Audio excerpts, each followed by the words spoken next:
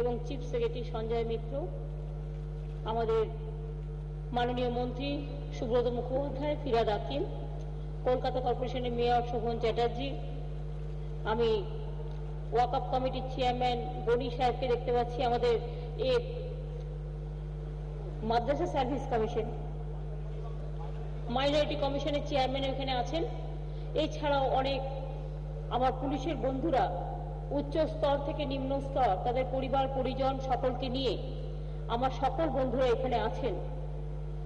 DG level থেকে শুরু করে, ডিজি লেভেল থেকে শুরু করে, আইজি লেভেল থেকে শুরু করে, এসপি থেকে শুরু করে সমস্ত, আমি আমার কনস্টেবল ভাই বোনেরা থেকে শুরু করে সকলেই, আমরা সকলকে আজকের এই শুভ দিনে আমাদের অভিনন্দন জানাচ্ছি। যারা সম্মানিত হলেন তাদের তো বটেই, তাদের পরিবার পরিজন সকলকেই। কারণ প্রশাসনে যারা কাজ করেন তাদের পরিবার পরিজনের একটা ভূমিকা থাকে অনেক বড়, এবং পরিবার পরিজন যদি স্যাক্রিফাইস না করে প্রশাসনের সেই মানুষটা কখনো মাথা তুলে দাঁড়াতে পারে না। প্রশাসনে যিনি কাজ করেন কখন আসেন, কখন ছুটি পান, সারাটা সময় তাদের কাজ।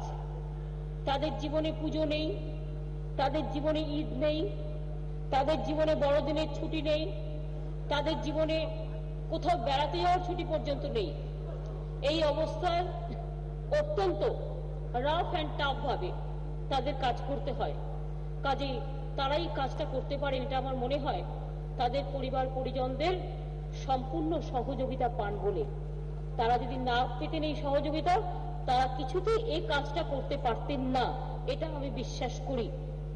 একজন ভালো মানুষ তৈরি হন যদি তার পরিপার্শ্ব, তার পরিজন তাকে এগোতে সাহায্য করেন তবেই। এবং সেক্ষেত্রে আমরা গৌরব বোধ করি আমাদের প্রশাসনের যে পরিবার পরিজন পশ্চিমবঙ্গ সরকারের, তাদের নিজেদের আপনজন, আপন স্বজন, তারা তাদের সর্বক্ষেত্রে সাহায্য করেন। এবং ধন্যবাদ, অভিনন্দন, কৃতজ্ঞতা তাদেরই পাওয়া উচিত। এবং যারা আজকে এই পুরস্কার পেলেন তাদের পুরস্কার dedicated to my family members of the police constable বলুন, অফিসার বলুন, বা যারা আছে।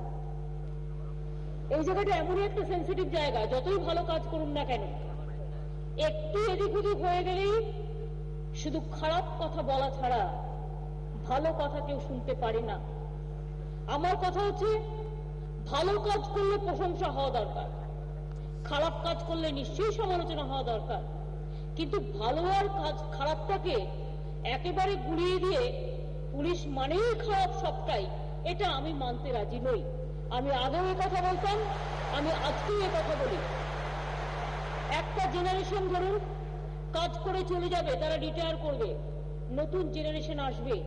আমি তো দেখতে পাচ্ছি আমার অনেক ছোট্ট ছোট্ট মুখ, যারা আজকে ছাত্র, আজকে যৌবন, আমার অনেক ছোট ছোট বাচ্চা বাচ্চা বন্ধুদের আমি দেখতে পাচ্ছি, যারা 17, 18, 19, 20, তারা আগামী দিন কাজ করবে, সার্ভিস দেবে।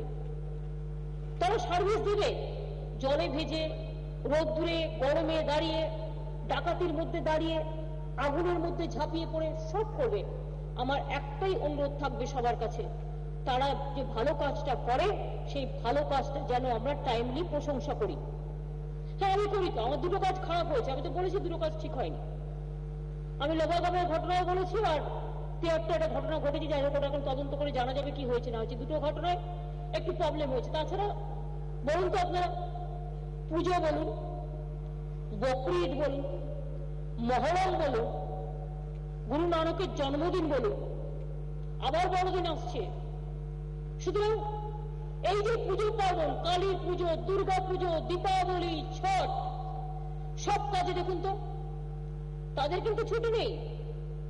আমরা কিন্তু অনেক সময় বাড়িতে বসে একটু রিল্যাক্স করি, তাদের কিন্তু ছুটি নেই, তারা কাজ করেন। এবং এত ভালো করে সেই কাজটা করেছেন, লক্ষ লক্ষ মানুষ পুজো এসছেন, লক্ষ বললে ভুল হবে, কোটি, দেশ থেকে এসছেন, দেশের বাইরে থেকে এসছেন, কলকাতা তো আছে, গ্রাম অঞ্চল থেকে এসছেন, খুব ভালো কাজ করেছেন তারা, বিসর্জন পর্যন্ত। এইটা তো প্রশংসা করা উচিত। ভালো কাজ করলে সবসময় প্রশংসা করা উচিত। তারা কখনো দাঙ্গা রুখতে বেরোয়, কখনো যে কোনো ঘটনা ঘটলে বলবে নিরাপত্তা নেই। আরে নিরাপত্তা থাকে, পুলিশের সংখ্যা কত? আমি এক এক সময় আমারও নিজের আগে ভুল হতো যখন ভাবতাম। এখন তো কাজ করতে গিয়ে দেখি আমার যদি 10 কোটি জনসংখ্যা হয়, পুলিশের সংখ্যা ছিল কত? খুব কম। আমি আর সংখ্যাটা বলে আর লজ্জা দিতে চাই না।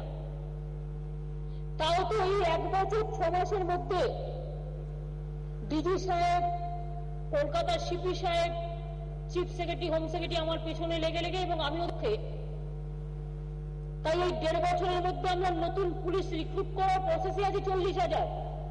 তার মধ্যে শুধু জঙ্গল মহলে 15,000 ছেলে মেয়েরা নেওয়া হয়েছে। এরা কোনোদিন সুযোগ পেত না।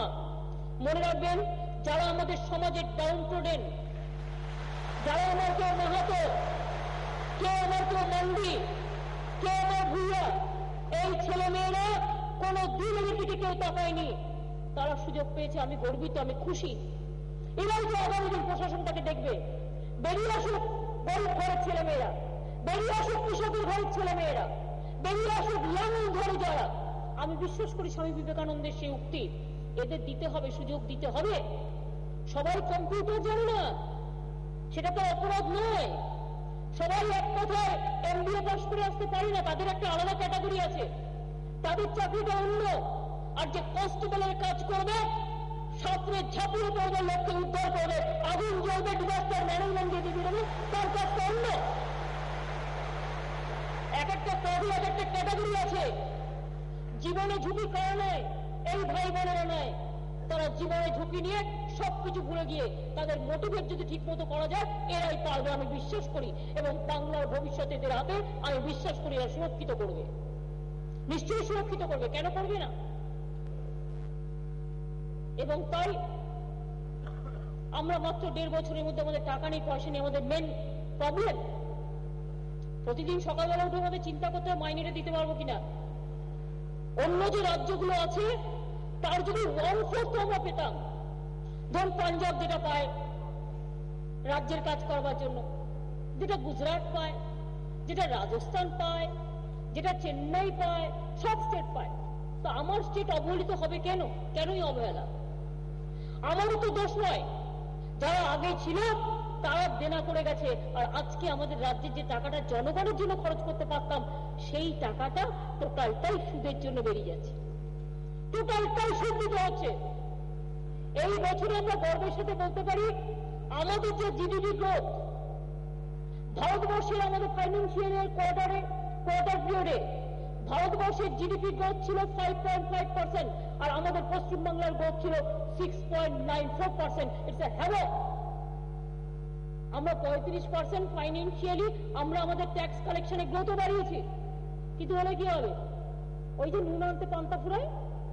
এমন আমার ভাগ্যের পরিহাস, আগে জানলাম এই জায়গায়, ওরে বাবারে সাংঘাতিক জায়গা। আমরা আছি বলে সারাক্ষণ কেটে কুটে আমরা করি কয়েকটা লোক। কে আসতো? আমি তো মাঝে মাঝে বলি তো নিলাম করে দিলেও কেউ কিনবে না। সত্যিই বলতাম তাই। কি অবস্থা জানেন?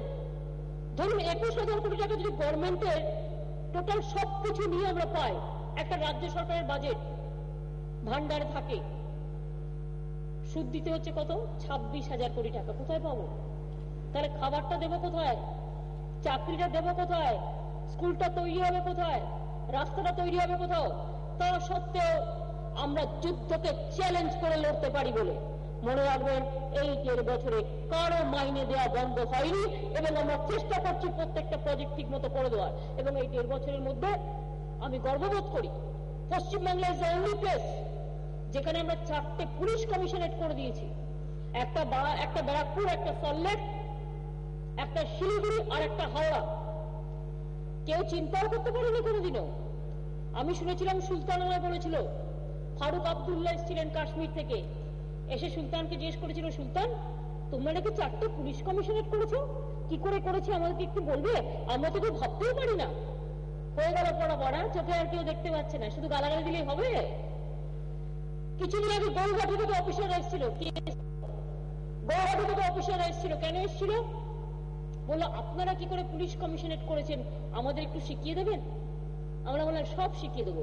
জঙ্গলমহল যেমন আজকে শান্তি প্রতিষ্ঠিত করে সারা ভারতবর্ষে 1 নম্বর মডেল হয়ে গেছে কমিশনারেটের general Bangla is the model, এবং আগামী দিন আমরা যা করব সেটাই মডেল হবে। অর্থের প্রবলেম আছে, but will overcome the situation, সেই গার্ডস আমাদের আছে। কি করে করতে হয় না করতে হয় আমরা ভিক্ষার পাত্র নিয়ে ভিক্ষা করি না, আমরা আদায় করে নিয়ে আসি, আমরা জানি কি করে করতে হয়। তাই আমার এই ফোর্স নিয়ে আমি গর্বী। ওদের আরো ট্রেনিং দিতে হবে। মডার্নাইজেশনে একটা জিপ গাড়ি নেই, একটা গাড়ি নেই, কোথা থেকে দৌড়বে? যা মডার্নাইজেশনের টাকা পেয়েছিল আমাদের কলকাতা পুলিশ বলছিল ঘোড়া কেনার টাকা পর্যন্ত খেয়ে নিয়েছে, মানে পুলিশ খায়নি, আগে সরকার খেয়ে নিয়েছে। তো এই অবস্থায় দাঁড়িয়ে তাদের যদি জিপ গাড়িটা না দেন তারা যাবে কি করে? এতে 1 কিলোমিটার 2 কিলোমিটার পথ নেই। এক একটা জেলার এক একটা ব্লকে, একটা ব্লক থেকে আরেকটা ব্লকে পৌঁছতে কত দূর যেতে হয়? পৌঁছবে কি করে যদি গাড়িটা ভালো না থাকে, গাড়িতে তেলটা না থাকে, গাড়িতে ড্রাইভারটা না থাকে, কাজের লোক না থাকে? করতে হবে। যা পুলিশের মধ্যে হয়েছে সেম জিনিস হেলথেও হয়েছিল, তাই এখন তাই প্রবলেম আমাদের সলভ করতে হচ্ছে, সেদিকে ডাক্তার নেই, নার্স নেই। তো এই 1.5 বছরে সঞ্জয় মিত্র চেষ্টা করে করে আমাদের সাথে বসে বসে প্রায় 1010 নার্স ডাক্তার পর্যন্ত আমরা রিক্রুট করেছি, তাও মানে কুলকিনারা করতে পারছি না, এত অভাব আছে, এত কমিউনিকেশন গ্যাপ আছে, এত ব্যাকলগ আছে। এই অবস্থার মধ্যে দাঁড়িয়ে আমরা করছি এবং আমরা করব।